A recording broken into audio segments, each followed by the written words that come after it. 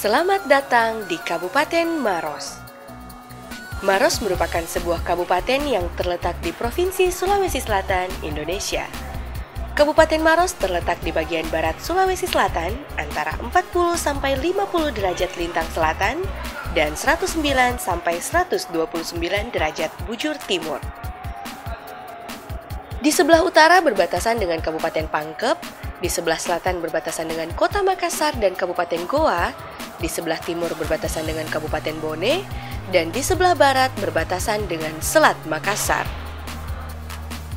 Luas wilayah Kabupaten Maros sekitar 1.619 km bujur sangkar, yang secara administrasi pemerintahannya terdiri dari 14 kecamatan dan 103 desa atau kelurahan.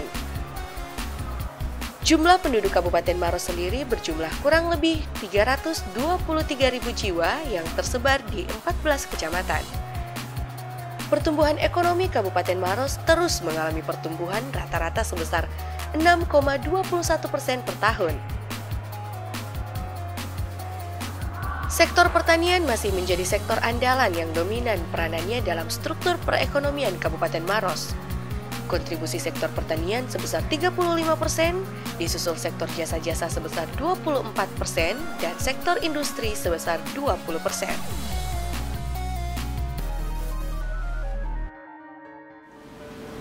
Assalamualaikum warahmatullahi wabarakatuh. Yang pertama, saya ucapkan terima kasih atas kesempatan. Kemudian Kabupaten Maros yang terletak berbatasan langsung dengan Kota Makassar. Ya. Secara geografis letaknya sangat strategis. Olehnya itu kami membuka diri untuk menerima investor untuk datang ke Maros, ya, karena kami yakin bahwa ke depan Kabupaten Maros bisa menjadi salah satu target pada para investor. Dan saya yakin investor ke depan tidak akan mengalami permasalahan di Kabupaten Maros. Kami juga melalui peraturan daerah Kabupaten Maros memberikan kemudahan kepada investor untuk berinvestasi di Maros.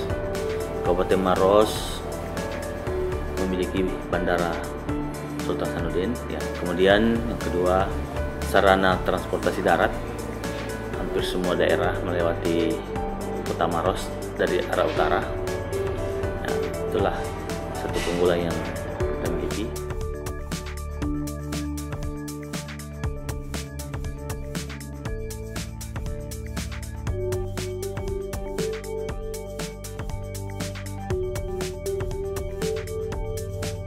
Kemudian dari segi sumber daya, Kabupaten Maros memiliki beberapa keunggulan, antaranya sumber daya tambang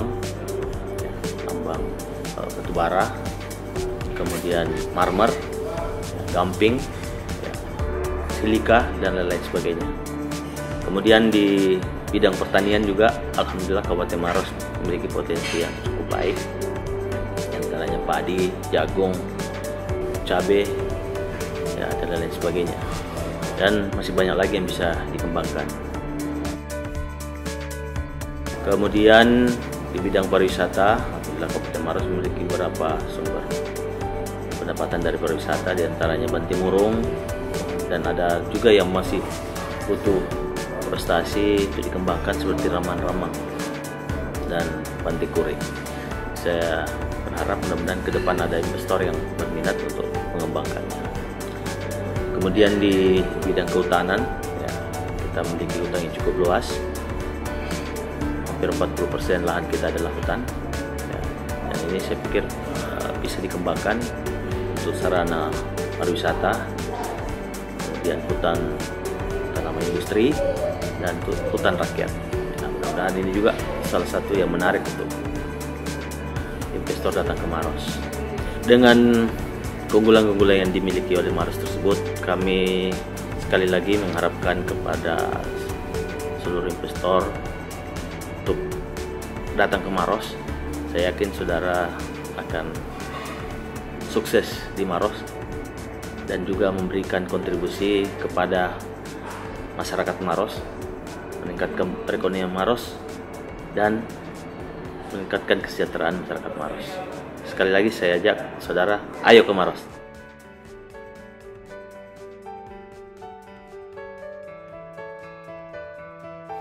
Kualitas suatu bangsa sangat ditentukan oleh kualitas keluarga-keluarga yang ada di dalamnya. Oleh sebab itu, tim penggerak PKK bertujuan mewujudkan keluarga yang sehat dan mandiri. Tim penggerak PKK Kabupaten Maros sebagai motivator dan fasilitator kegiatan memacu ibu-ibu anggotanya agar lebih optimal lagi dalam mewujudkan keluarga yang mandiri dan sejahtera. Peran dan partisipasi PKK Kabupaten Maros dalam menunjang program pemerintah Kabupaten Maros salah satunya melalui kegiatan pembinaan kerajinan olahan dari sampah. Juga melakukan pendampingan kepada anak sekolah dan posyandu sehingga diharapkan nantinya terwujud sekolah dan lingkungan masyarakat yang sehat.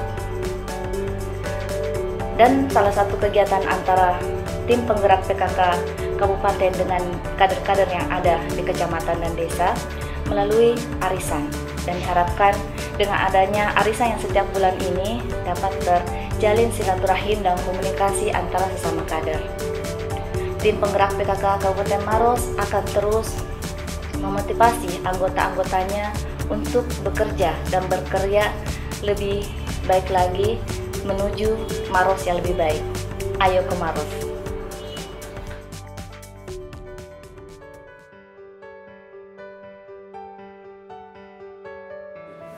Kabupaten Maros ini alhamdulillah daerah sangat-sangat potensial untuk pertanian. Jadi di Maros itu kita punya andalan terutama padi karena beras, karena Maros itu merupakan sentral beras. Kita tahun ini programkan sampai surplus 125 ton untuk Maros. Dengan surplus ini Maros bisa memberikan kontribusi kepada program nasional yaitu surplus beras 2014 10 juta ton. Alhamdulillah.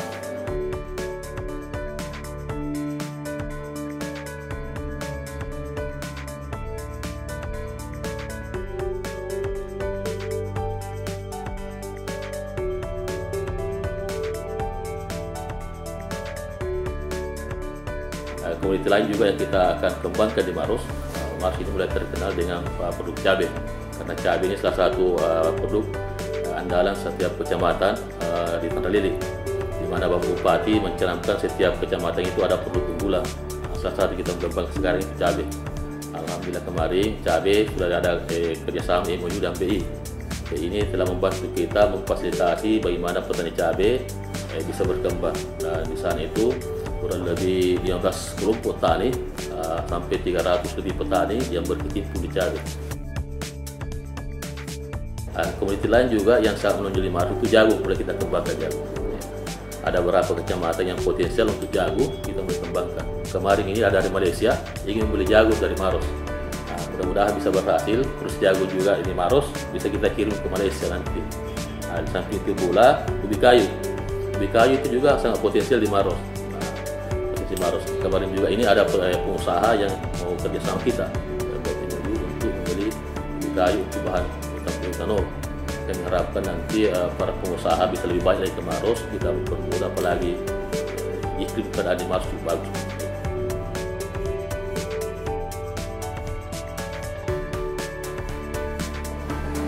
Saya kira Kabupaten Maros itu ya berada pada wilayah di mana kita ada wilayah pesisir, kemudian ada dataran rendah, kemudian ada dataran tinggi. Pada wilayah pesisir ini yang pasti berarti potensi untuk pengembangan perikanan air payau, budidaya air payau, kemudian pada dataran rendah dan dataran tinggi itu perikanan air tawar. Potensi untuk wilayah pesisir kita itu panjang, yang pasti panjang pantai kita sekitar kurang lebih 30 km dengan potensi tambak kita sekitar 10.000 hektar. Itu yang kita coba kembangkan pada wilayah pertambakan yaitu apakah dia udang maupun bandeng dan jenis ikan yang lain. Satu hal lagi untuk wilayah pesisir yang sekarang dikembangkan lagi adalah adanya pembangunan pelabuhan perikanan. Nah, itu kita bangun di daerah Kecamatan Buntua.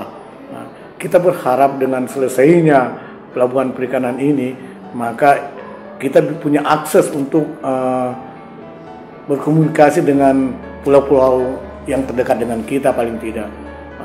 Ada yang di wilayah Kalimantan, nelayan kita pada musim-musim tertentu mereka ke Kalimantan. Nah, ketika pelabuhan ini jadi, kita berharap mereka tidak ke Kalimantan lagi, mereka bisa ada di sini. Potensi yang lain yang memungkinkan kita kembangkan adalah ekowisata. Kita punya wilayah mangrove yang kita sinergikan program kita antara kehutanan, kemudian pariwisata dan perikanan. Itu kita kembangkan ekowisata, wisata yang nanti pada wilayah mangrove. Perikanan akan membangun pondok wisata pada wilayah mangrove. Kemudian kehutanan akan membangun jalan menuju pondok wisata. Nah, saya kira pariwisata juga akan mengembangkan yang lain. Jadi sektor perikanan ini bisa bersinergi dengan sektor-sektor yang lain. Kita punya potensi nelayan yang pada wilayah pesisir ini ada 4 kecamatan wilayah pesisir. Nah, kita coba sentuh mereka, bagaimana bisa mereka mengembangkan peralatannya. Kemudian kita juga membangun jalan-jalan produksi. Ada beberapa hal yang memang kenapa mesti kita membangun jalan produksi. Yang pertama adalah memudahkan sarana produksi bisa sampai kepada wilayah budidaya. Kemudian juga kalau mereka ada hasil, saya kira memudahkan untuk pemasaran. Jadi ada saluran, ada jalan produksi. Pemerintah juga saya kira melalui Kementerian Kelautan dan Perikanan, mereka ada program namanya pengembangan usaha mina pedesaan untuk para petani tambak. Jadi kita sudah membangun salurannya, jalanan produksinya, kemudian pemerintah menyiapkan modal untuk usaha mereka. Nah, untuk sektor peternakan ya, kita ada dua kecamatan menjadi pengembangan untuk perunggasan, yaitu Kecamatan Mandai dan Kecamatan Simbang. Kita melihat bahwa di sana memang potensi. Kalau untuk Simbang itu pengembangan untuk ayam potong, kemudian ayam petelur. Di samping juga kita coba kembangkan ayam kampung dan itik. Ya. Komoditas unggulan yang lain adalah pengembangan sapi potong, sapi Bali ya, yang potensi saya kira pada wilayah pegunungan, ya, baik itu Cenrana, Camba, Melawa, kemudian juga pada daerah Tompok Bulu di sini. Nah, itu sangat potensi untuk pengembangan sapi di Kabupaten Maros. Saya kira dengan potensi yang dimiliki oleh Kabupaten Maros, terutama sektor perikanan dan peternakan, saya ajak ya semua investor untuk bisa melirik Maros dan bisa menanamkan modalnya di Maros.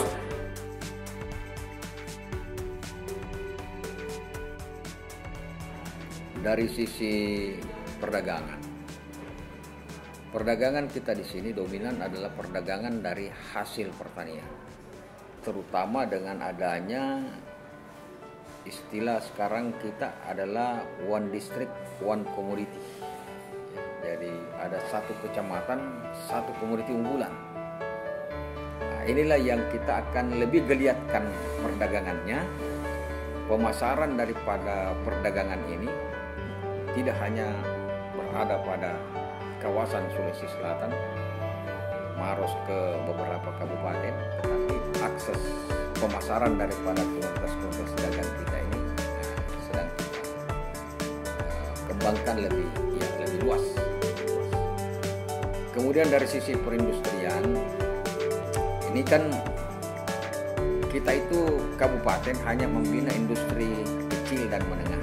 Jadi yang kita industrikan pun itu adalah hasil-hasil pertanian. Kemudian industri rumah tangga lagi, abon ikan, itu daerah pesisir.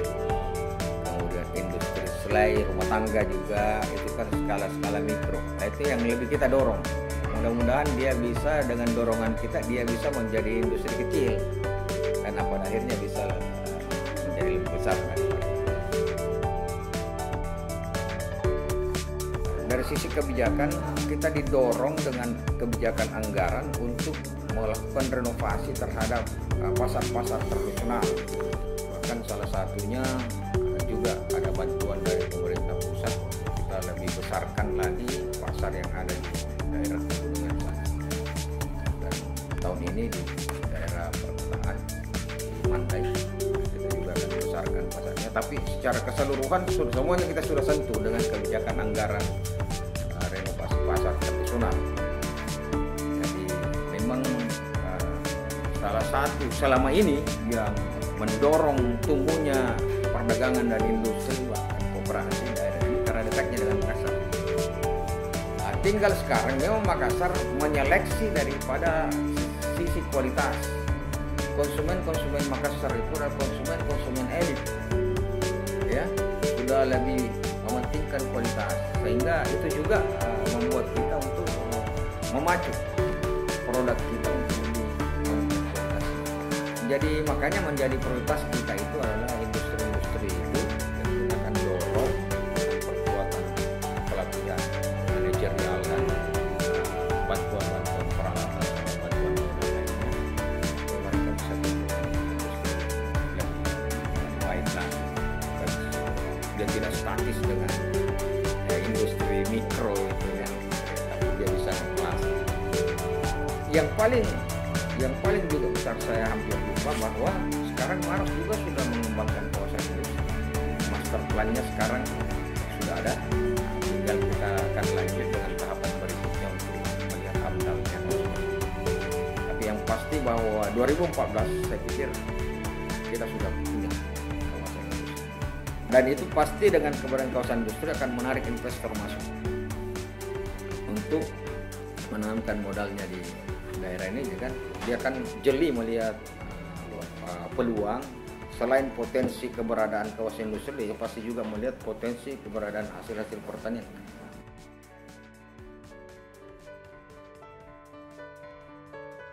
Pemerintah Kabupaten Maros senantiasa memfokuskan untuk pengembangan sektor pariwisata di Kabupaten Maros, di mana di bawah kepemimpinan Bapak Bupati Maros, Insinyur Haim Hatta Rahman, betul-betul menggenjot untuk sektor pariwisata, di mana kita ketahui potensi yang ada sekarang yang kita fokus yaitu potensi wisata alam Bantimurung. Kita ketahui sekarang potensi wisata alam Bantimurung yang merupakan ikon pariwisata di Kabupaten Maros dan merupakan ikon pariwisata secara nasional dan sudah terkenal di seluruh mancanegara.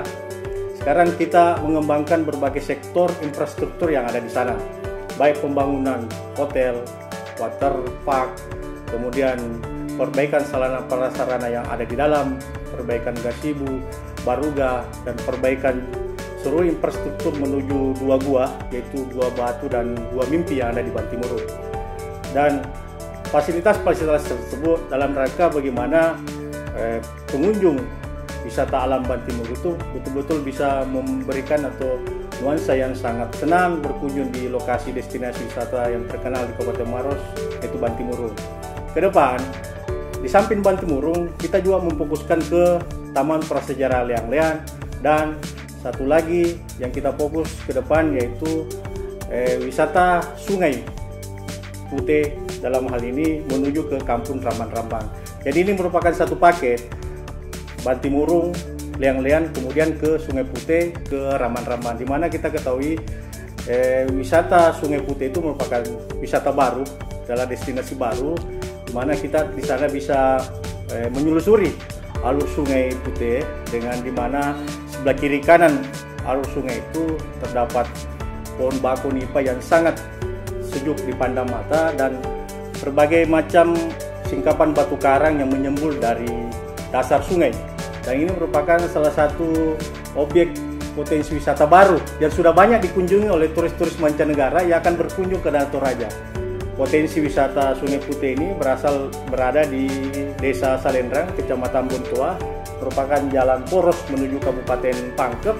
Ini sangat-sangat fantastik sekali, dan insya Allah tahun 2013 ini kita sudah mulai perencanaan, dan seterusnya kita akan kembangkan dengan pembangunan infrastruktur yang akan mendukung sektor destinasi wisata arus Sungai Ramban-Rambang ini bisa lebih baik lagi.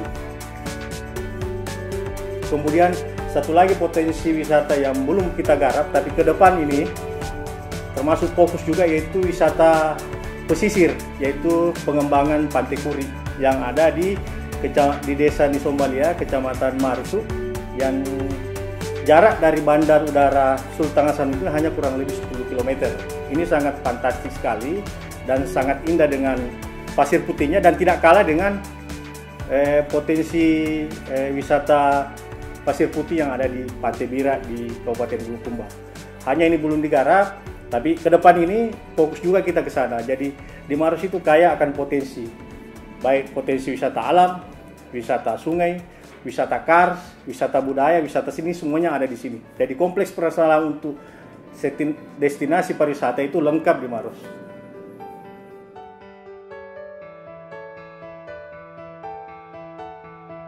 Jadi pada kesempatan ini kami mengajak kepada seluruh lapisan masyarakat, baik di Provinsi Sulawesi Selatan ini maupun yang ada di Santero, Nusantara ini, untuk mari saya mengajak ke Maros untuk menikmati berbagai macam potensi wisata yang ada di sini, baik wisata alam, wisata pantai, wisata pegunungan kars, dan wisata budaya, semuanya lengkap di sini. Mudah-mudahan ini bisa berkembang dengan sebaik-baiknya dalam rangka bagaimana Maros bisa lebih terkenal, bahwasanya Maros mempunyai ciri khas dan mempunyai kekayaan sektor wisata yang tidak kalah dengan daerah lain yang ada di Indonesia ini.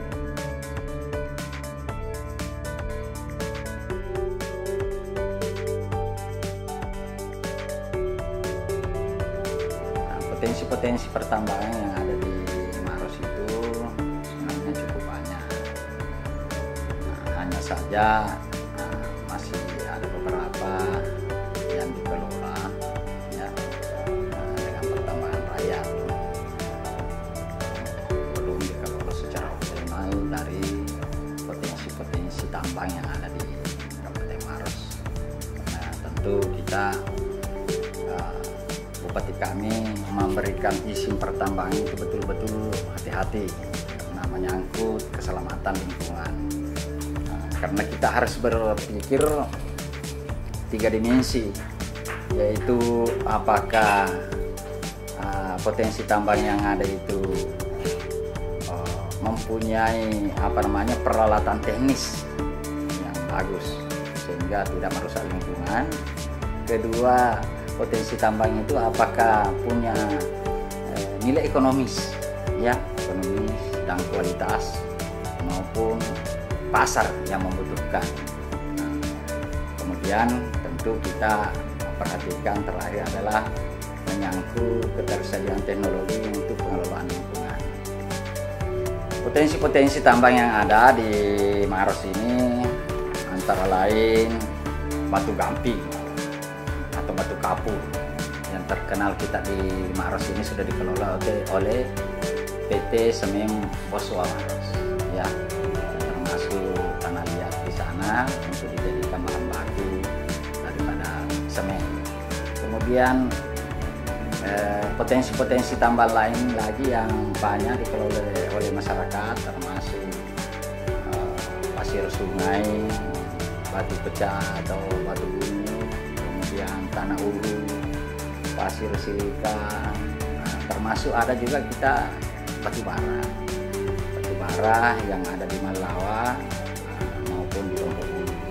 Di samping itu yang dikelola di Maros Pertambangan ini adalah marmer, hampir sama dengan karena berbatasan langsung dengan Pangkep, ya, Pangkep, Maru. Itu sepanjang bentangan gunung itu kita punya potensi marmer. Di samping juga kelebihan Kabupaten Maros, ya, dari segi geologi kita punya kars, ya, kars kurang lebih 28.000 hektar. Itu potensi kars yang merupakan kawasan taman nasional. Kars-kars nanti ini kita jadikan lokasi wisata. Ada yang namanya wisata gua, ada wisata ilmiah kars untuk penelitian, ada outbound, pusat pengembangan pariwisata kupu-kupu yang ada di Pantai Moro. Nah, harapan kita itulah saya katakan tadi bahwa sebagaimana kita ketahui bahwa kabupaten kota yang kaya di Indonesia ini, di negara kita adalah daerah yang punya potensi tambang. Nah, tetapi kita juga di Maros ada, tapi perlu yang kita utamakan juga keselamatan lingkungan. Walaupun potensi ekonomisnya cukup tinggi, tetapi tidak bisa kita serta-merta memberikan izin kepada pengusaha tambang ini. Memang dilematis. Di lain pihak kita mau meningkatkan pendapatan daerah, di pihak lain harus memperhatikan lingkungan demi anak cucu kita.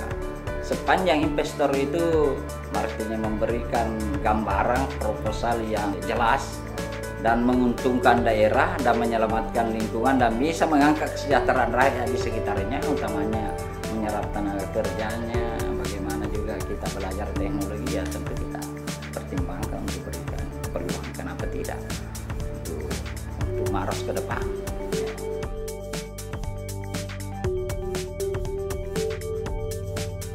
Salah satu sektor yang tentu kita ketahui bahwa potensinya cukup bagus, yaitu sektor agrowisata dan ekowisata. Nah, tentu sangat bersentuhan sekali dengan sektor kehutanan. Kita ketahui bahwa areal hutan yang ada di Maros itu kurang lebih 68.509 hektar yang terdiri dari hutan lindung, hutan produksi, dan hutan konservasi, dan sebagian itu juga berada di area Taman Nasional Bantimurung Gunung Seram. Nah, kalau potensi area hutan kita ini yang kita miliki di Kabupaten Maros, ini salah satu bentuk yang tentu bisa kita tawarkan kepada pihak investor, khususnya dalam hal pengembangan ekowisata dan agrowisata, dan tentu wisata-wisata lain yang tentu berdampak kepada jasa lingkungan. Kalau khusus untuk sektor perkebunan, jadi ada beberapa komoditi yang selama ini memang kita sudah kembangkan dan bahkan itu berkembang secara alami. Misalnya kemiri, kita terkenal dengan hutan kemiri yang cukup luas di Sulawesi Selatan. Kemudian juga jambu mente, terus kakao, dan ada beberapa komoditi-komoditi lain yang sifatnya skalanya kecil tetapi selalu juga dikembangkan oleh masyarakat dalam bentuk kegiatan tanaman-tanaman pekarangan. Di samping itu sektor kehutanan juga ada, misalnya hasil hutan kayu yang tidak kalah pentingnya sekarang dan sudah berlangsung kurang lebih 2-3 tahun yang lalu, yaitu pengembangan komoditi getah pinus. Nah, alhamdulillah sekarang ini getah pinus itu kita sudah bisa ekspor dan kita sudah bisa processing di Maros ini. Kita sadap, kita processing hasil, dan kita juga sudah bisa memproduksi yang namanya terpenting dan gondorukum.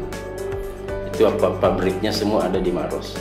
Kalau agrowisata atau ekowisata, misalnya berbagai macam objek-objek wisata yang tentunya kita kembangkan. Misalnya kita terkenal bahwa sepanjang wilayah Pantai Maros ini kita kembangkan yang namanya kawasan mangrove yang kita tanami dengan bakau.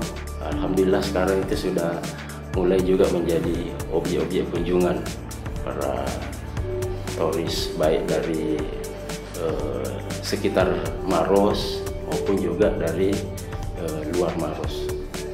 Jadi ada beberapa program-program yang kita bisa tawarkan ke masyarakat yang terbatas dengan lahannya, untuk bisa masyarakat di sekitar kawasan hutan itu termasuk mengelola areal kawasan dengan bentuk proses perizinan. Jadi ada yang namanya program hutan tanaman raya, ada program hutan desa, ada program yang namanya hutan kemasyarakatan. Jadi areal hutan kita di sini masyarakat bisa mengakses, khususnya masyarakat yang bermukim di area sekitar kawasan hutan itu, sehingga dia tidak merasa menjadi penonton, tetapi dia juga menjadi pelaku, bisa bercocok tanam di dalamnya, tapi dengan harapan tidak bisa dimiliki, hanya bisa dikelola. Jadi saya tentu selaku pelaksana yang diberi amanah khusus untuk Dinas Kehutanan dan Perkebunan, tentu saya mengajak kepada seluruh pihak, utamanya para pemodal, para investor, sekiranya ingin melakukan investasi di Kabupaten Maros, yaitu kita rencana untuk membangun semacam jembatan udara dari Kars 1 ke Kars yang lain. Itu sudah salah satu bentuk dan sudah ada persetujuan dari Kementerian Kehutanan. Mudah-mudahan pada investor yang berminat, ini bisa salah satu peluang yang cukup besar, yang cukup potensial bisa kita manfaatkan.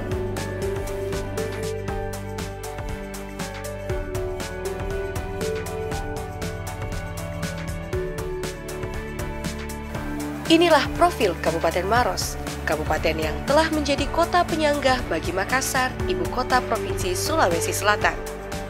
Kota yang memiliki keindahan 3 dimensi, yaitu daratan, pegunungan, dan lautan.